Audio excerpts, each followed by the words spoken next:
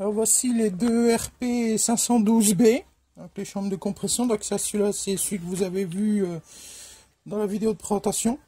Ouais, il est en très bon état. Donc par contre, sur les deux, j'ai pas les fixations, hein, j'ai pas l'équerre de fixation, donc je suis en train d'en fabriquer.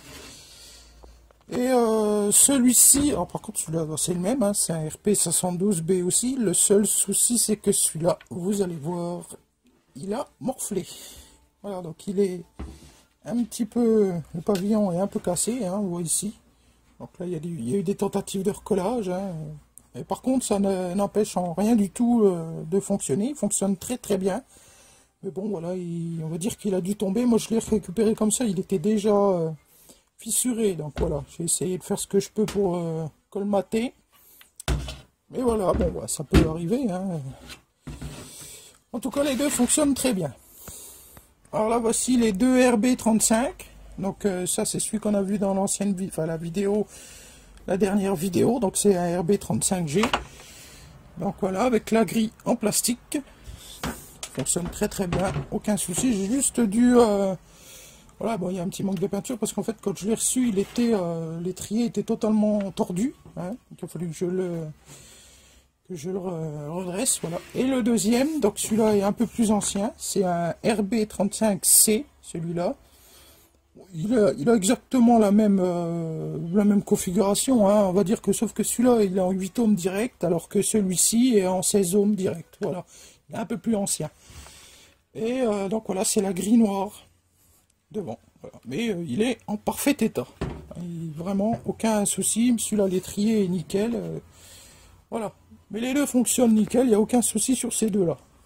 Alors celui-ci, par contre, bah, c'est pas un bouillet, celui-là, c'est un... attendez, je me souviens plus, je crois c'est... Voilà, c'est... On le voit devant, voilà, Eagle. Donc c'est pas vraiment très connu comme marque. Je crois que c'est du sous Monacor, hein, Monacor ou Ronson, je crois. Du sous Monacor ou Ronson, voilà. Donc c'est un OD 608T. Alors celui-là, il a un bouton de réglage qui est un peu plus pratique quand même que les bouillets, hein. C'est pas une vis...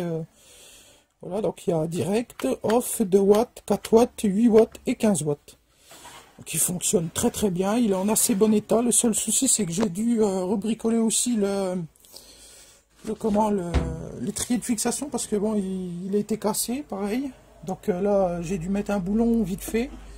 L'autre côté, c'est une ailette. D'ailleurs, il est un petit peu rouillé. Il faudrait que je le décape un petit peu. Mais bon, c'est pareil. Il marche très bien. Il n'y a aucun souci. Bon, il n'a pas forcément le meilleur son, je trouve. Mais on va dire que voilà, il est en très bon état. Il fonctionne très bien. Il n'y a rien à dire sur celui-ci.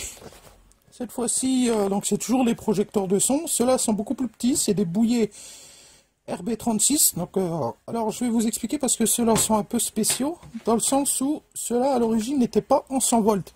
Donc là, l'étiquette là, c'est moi qui l'ai recollé. Hein. On voit que c'est fait un peu grossièrement.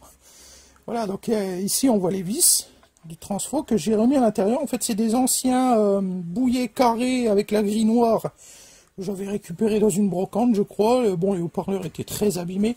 Donc, j'ai pas voulu les garder. J'ai juste récupéré le transfo que j'ai remis à l'intérieur de ceux-ci. Donc, par contre, ils n'ont pas de vis de réglage. Ils sont en 5 watts direct. Alors, ils fonctionnent bien. Ils sont quand même assez usés. Là, on voit celui-là, il manque un petit bout sur le côté. On va dire qu'ils ont déjà vécu, ceux-là. Hein. Celui-là, il est comme ça. Bon, celui-là aussi, on voit que sur le côté, il est un peu cassé. Hein. On voit que les grilles sont pas toujours très propres. Hein. Voilà, celui-ci, bon, il n'a pas d'étiquette. Hein. Ils ont aucun réglage. Voilà, ils sont en 8 ohms direct. Non, non, qu'est-ce que je dis? Ils sont en 100 volts, voilà. Ils sont en 5 watts direct. Voilà, il n'y a pas de réglage. Mais il n'y a pas de souci, il fonctionne très bien. Je ne m'en plains pas. Voilà, donc toujours dans la suite. Alors là, par contre, là, c'est plus du tout le même gabarit. Hein. Alors ça, c'est une chambre de compression. Toujours des marques Bouillet. Hein. D'ailleurs, c'est en grande partie tout ce que j'ai. Voilà, donc c'est, je crois que si je me souviens bien, c'est un Planiflex. Voilà, vous voyez, là, c'est quand même plus du tout le même gabarit. Hein. Là, on est vraiment dans du gros. Là, donc il fonctionne très bien. Hein. C'est aussi du Bouillet. Le seul souci, enfin le souci, c'est qu'il n'est pas en 100 volts celui-ci. Il est en 16 ohms. Donc j'avais dit que bon bah quand j'y penserai, quand je pourrai, il faudra que j'ajoute un transfo. Là-dedans il y a largement la place, vous voyez, dans le moteur qui est là.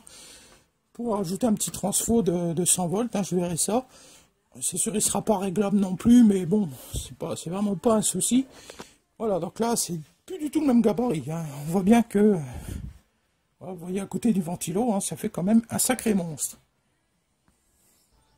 Alors là, on part sur mes deux favoris, comme on va dire. Là, c'est pareil, hein, c'est un peu comme le Planiflex, hein, c'est des monstres. D'ailleurs, c'est le même principe, sauf que le pavillon, il est rond. Donc, ce sont des bouillées, toujours, hein, vous voyez bien. Donc, il y en a un là, et il y en a un deuxième ici. C'est les deux mêmes, exactement. Donc, les moteurs sont ici, ils fonctionnent parfaitement. Et ce qui est génial sur ceux-là, c'est qu'ils sont en 100 volts. Vous voyez là, toujours les mêmes bitonio. Et voilà, le réglage est ici. D'ailleurs, on voit mieux là maintenant. Toujours la petite vis là. Je vais vous montrer comment cela se règle. La dernière fois, je n'ai pas vraiment pu montrer. Voilà, donc on met le tournevis dedans et on tourne tout simplement. Voilà, hop, hop. Donc là, par exemple, en mettant la vis comme ceci, je ne sais pas si vous voyez, c'est un peu flou. On sait que du coup, je l'ai réglé. Donc il est du coup en 15 watts, je crois. Non, non, oui, en 15 watts, voilà. Donc si je le remets comme ceci, en tournant, voilà, il est en 15 watts, en 30 watts, voilà. Donc ça c'est les causes de branchement, hein, tout ça c'est les branchements, voilà. Et donc ceci c'est les Bouyer ZR61A. Voilà, le transformateur de ligne 30 watts.